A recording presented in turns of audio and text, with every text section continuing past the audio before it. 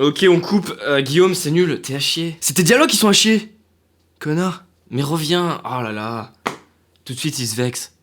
Le relou. Ce qui fait la qualité de ton film, c'est la qualité de ton histoire, de ton scénario, de tes images, de ton son, mais aussi beaucoup de tes comédiens, de leur jeu. Comment faire en sorte que tes comédiens jouent bien?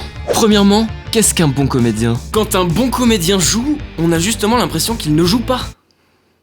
C'est-à-dire qu'il croit à ce qu'il fait, à ce qu'il dit, il ne prétend pas, il est vraiment en train de vivre la chose, en tout cas c'est l'impression qu'il donne. Donc finalement, il ne joue pas, il vit réellement la situation. Quand un comédien joue, il suffit de le regarder et de se demander: est-ce qu'il y croit là? Est-ce qu'il est présent, il est là et réagit vraiment à ce qu'il se passe? Ou alors est-ce qu'il est dans sa tête en train de fabriquer quelque chose? Est-ce qu'il est mécanique? C'est-à-dire, est-ce qu'il est dans le mime et donc n'y croit pas? Alors comment aider un comédien à ne pas jouer, mais à vivre?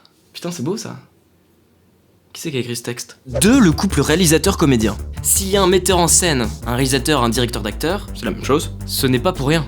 C'est que c'est nécessaire. Un réalisateur a besoin d'un comédien pour faire son film, mais le comédien a besoin du réalisateur pour jouer. C'est un vrai couple où chacun a sa fonction. Le comédien, lui, il est là pour jouer, pour sortir ses répliques, ses actions et vivre la situation. Et le réalisateur, lui, est là pour obtenir quelque chose du comédien. Le diriger, le juger. Quand il y en a un qui commence à prendre la fonction de l'autre, alors ça commence à merder. Bah ouais, si un comédien empiète sur le rôle du réalisateur, c'est-à-dire il commence à se juger lui-même son jeu, il se regarde jouer, il cherche alors lui-même à obtenir un résultat de lui-même, et donc il ne vit plus la situation, il ne croit pas à ce qu'il fait et ça devient mécanique. C'est la même chose dans la vie de tous les jours. Si tu commences à te regarder en train de te comporter, en train de parler, quand tu t'analyses, tu n'es plus vrai, tu sonnes faux. Bah c'est pareil pour les comédiens. Parce qu'on est tous des comédiens. Donc seul le réalisateur a le droit de juger le jeu de ses comédiens. Et par conséquent, le comédien doit avoir une entière confiance en son réalisateur. Il doit vraiment se confier tout entier à la direction de son réal. Parce que s'il vit vraiment les situations avec la direction du réal, alors il se regarde pas du tout jouer. Il doit lui laisser cette tâche de juger son travail. Et c'est là où il sera le meilleur. Il pourra vraiment vivre la situation, il aura pas besoin de se regarder et de se vérifier lui-même, et il sera plus vrai. Donc c'est très important d'obtenir la confiance de tes comédiens. Comment on fait ça ?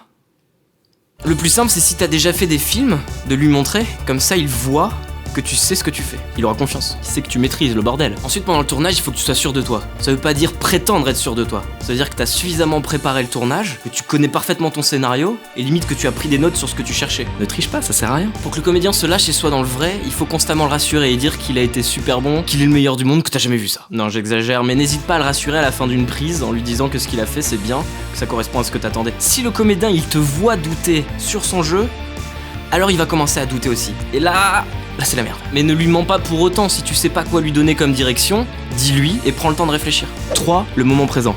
Les regards. Pour qu'un comédien soit vrai, il faut qu'il soit pleinement présent, qu'il soit hyper alerte sur tout ce qui se passe autour de lui, qu'il réagisse naturellement à ce que disent et ce que font les autres personnages. C'est très important qu'il soit dans le moment présent et qu'il soit pas dans leur tête à réfléchir. Sauf si la scène demande qu'il se torture, le gars, mais bon. Un moyen assez simple de les recentrer dans le moment présent, c'est de leur demander d'écouter les répliques des autres comédiens. Mais de vraiment les écouter. Comme ils connaissent par cœur le texte, ils ont tendance à ne plus l'écouter et donc ne réagissent plus à l'autre. Un autre moyen tout con, c'est de leur demander de regarder bien droit dans les yeux des autres comédiens. Généralement, s'ils sont dans leur tête, ça se voit tout de suite parce qu'en fait, ils ne regardent pas l'autre comédien. Ou alors, ils les regardent, mais leur regard est vide parce qu'ils réagissent pas vraiment. Ils voient, mais ne regardent pas. 4. Éviter la mélodie. Généralement, quand on écrit nos dialogues, on les entend. On entend la mélodie du jeu que devraient avoir les dialogues. Et du coup, au moment de diriger nos comédiens, s'ils font pas la mélodie qu'on a nous en tête, on a l'impression qu'ils jouent mal. Essaye d'éviter de lui jouer devant lui la mélodie que tu as en tête. Parce que le jeu d'acteur, c'est pas du chant. Et parce que si tu fais ça, tu demandes au comédien de te mimer, de t'imiter. Et non pas d'y croire. Et la mélodie que tu t'es mise dans la tête, c'est soit comment toi, ça sonnerait si tu le faisais, dans la vraie vie, soit comment généralement dans les films ça sonne. Du coup c'est un peu caricatural. Ce qu'il faut se dire c'est que chacun peut avoir une mélodie différente pour exprimer la même chose. Donc le mieux ça serait que tu oublies carrément ta mélodie là, ta mélodie de merde. Dégage. T'es marrant toi, comment on fait pour les diriger du coup? Bah ouais Jamy, comment on fait? 5. Les intentions, les objectifs, ce que le personnage a besoin ou désire, son but. Si ton scénario est bien écrit, normalement dans chaque scène, tes personnages ont un but.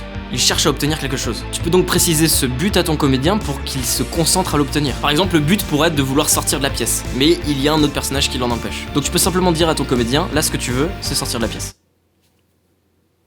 Bam. Ou alors le but du personnage, ça peut être d'obtenir quelque chose de l'autre personnage. Donc il agit et sort sa réplique parce qu'il veut avoir un effet sur l'autre personnage. Ou parce qu'il veut que l'autre personnage réagisse de telle façon ou fasse telle action. Donc tu peux dire à ton comédien, là tu veux que l'autre personnage t'ouvre la porte, te laisse sortir. Ou tu veux que l'autre ait pitié de toi. Ou tu veux que l'autre tombe sous ton charme. 6. Les verbes. Ouais, je t'autorise à lui parler avec des verbes. Je suis sympa. Je suis comme ça, je suis généreux. En gros, tu peux décrire le comportement qu'il doit avoir pour obtenir ce qu'il veut à l'aide d'un verbe. Et non pas en lui mimant ou en lui décrivant des mouvements ou des mimiques qu'il devrait avoir avec son corps. Juste un verbe. Juste un verbe. Par exemple, vu que son but c'est de sortir de la pièce, tu peux lui dire, tu le supplies, supplie-le, séduis-le, engueule-le, tu l'engueules, vas-y, lâche-toi. 7. Les images. Comme si... Une autre façon de diriger, c'est d'utiliser des images, des métaphores, des comparaisons. Des fois, tu vas demander à tes comédiens de jouer des situations qu'ils n'ont jamais rencontrées dans leur vie. Et donc ils n'arrivent pas à y croire. Tu peux alors leur donner une comparaison. Par exemple, si ton personnage dans ton histoire vient de perdre sa mère, mais que ton comédien n'a jamais perdu quelqu'un de proche dans sa famille, alors tu peux lui dire « c'est comme si t'avais perdu ton jouet préféré ». Donc en gros, tu peux utiliser la formule « c'est comme si » ou alors « c'est comme quand » ou alors « et si ». Tu vois? Et si c'était ton chien qui venait de mourir? Ça te ferait chier, hein? Tu peux rien faire, il est mort. Il reviendra jamais à la vie, il va plus jamais courir. T'as les boules. Oui, c'est un peu sadique. Mais être comédien, c'est sadique. C'est son choix, c'est pas le tien, ok? Bon, c'est mieux si tu connais bien le comédien, pour lui donner ce genre d'indication. Et tu peux aussi utiliser cette méthode, pas seulement pour obtenir quelque chose que le comédien n'aurait jamais vécu, mais aussi pour créer quelque chose de nouveau, en faisant des comparaisons avec des choses qui n'ont rien à voir. Ouais, je te laisse imaginer les possibilités. 7. Le sous-texte. Quoi, y a un texte sous le texte? Généralement, même dans la vraie vie, on ne dit pas exactement ce qu'on pense. On ne dit pas mot pour mot nos pensées. On dit quelque chose, mais on pense autre chose. C'est ce qu'on appelle le sous-texte. Par exemple, quand on quitte quelqu'un, on peut juste lui dire salut, mais on peut penser en même temps tu vas manquer, ou alors casse-toi. Et donc juste avec un simple salut, on peut dire différentes choses grâce au sous-texte. Donner un sous-texte à un comédien peut l'aider à être vrai et à trouver un sens à sa réplique. 8. Évitez-les. Plus ou moins. Quand un comédien en fait trop, on a envie de lui dire fais-en moins. Et quand un comédien en fait pas assez, on a envie de lui dire vas-y fais-en plus. Sauf qu'en lui disant ça, tu lui parles de résultats. Il va donc se concentrer sur son jeu, il va se regarder jouer. Il va être mauvais. Donc s'il en fait trop, essaye plutôt de revoir ce que tu lui donnes comme indication à la baisse. Si tu lui avais demandé comme sous-texte casse-toi, alors tu peux lui demander un sous-texte plus faible qui serait je suis content que tu partes. Si même en abaissant au maximum les intentions, les images ou sous-textes, t'arrives pas à obtenir ce que tu veux parce qu'il en fait toujours trop, alors demande-lui de le faire naturel, comme lui il le ferait dans la vie de tous les jours. Et inversement, si le comédien n'en faisait pas assez alors que tu lui avais donné le sous-texte « casse-toi », alors essaye de lui donner un truc plus fort comme « dégage sale pute ». C'est possible que même en augmentant vachement les intentions, ça ne marche pas, parce que le comédien n'arrive pas à se lâcher et il se contient. Parce qu'il y a beaucoup de comédiens qui ont peur d'en faire trop, de surjouer. Ils ont peur que ce qu'ils vont donner va être au-dessus des enjeux réels de la scène. 9. Rassurer les comédiens. Comme je le disais au début, les comédiens, ça a besoin d'être constamment rassurés. Il a besoin de sentir que ce qu'il fait, c'est bien, qu'il est bon. Et comme il n'y a que toi, réalisateur, qui a le droit de le juger, il faut que tu lui dises qu'il est bon, que t'es content de ce qu'il te donne. Donc ça sert à rien et c'est contre-productif de remettre en question tes comédiens. Il faut pas penser que c'est ton comédien qui n'arrive pas à faire ce que tu veux, mais plutôt que c'est toi qui n'arrive pas à obtenir ce que tu veux de lui. C'est toi qui dois changer. Tu peux pas dire à ton comédien vas-y on la refait mais tu l'as fait bien cette fois. Ou alors vas-y on la refait mais en mieux. Tu l'as fait mieux, d'accord? Vas-y, mieux. Mais mieux, tu veux dire mieux comment? Mieux ou mieux un peu moins bien? Non, tu peux pas le diriger comme ça le comédien, tu peux pas. Tu peux éventuellement lui dire vas-y on la refait mais cette fois tu y crois. Avec un grand sourire, et parce que c'est ton ami. Ça va le vexer sauf s'il est honnête avec lui-même et qu'il avouera que oui, il y croyait pas, vas-y, on la refait. Mais le mieux c'est de changer toi ton indication. Il y a des comédiens qui vont préférer être dirigés avec des verbes, d'autres avec des images, d'autres avec des intentions, et d'autres avec du sous-texte. Il faut que tu trouves ce qui fonctionne le mieux avec ton comédien.